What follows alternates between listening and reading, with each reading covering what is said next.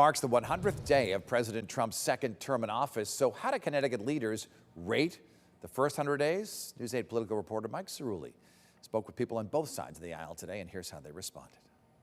I think you got to start, first of all, with promises made, promises kept. I think everything he's doing is backwards. Listening to Connecticut's leading Democrats and Republicans talk about President Trump can give you a case of whiplash. The two sides see the president's exercise of executive power through diametrically opposed lenses.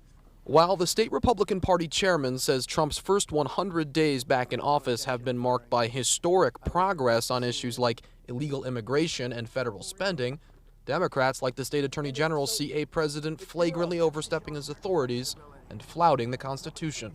We are in a constitutional crisis, and the first 100 days of Donald Trump 2.0 has been nothing but devastating for Connecticut. He's secured the border. He's begun to remove very violent criminals from the street and send them back to their countries when they got here illegally. I think he's begun to reform the government. When you ask Republicans in the state legislature about the 45th and now 47th president, they tend to redirect attention toward more local issues like the cost of electricity.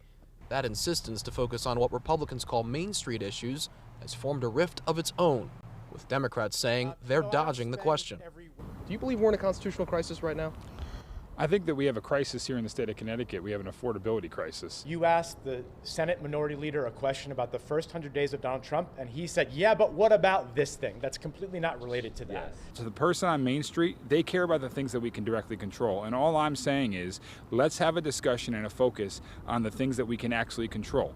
All they want to talk about is what goes on in Washington, D.C. Reporting at the state capitol in Hartford, Mike Cerulli, News 8.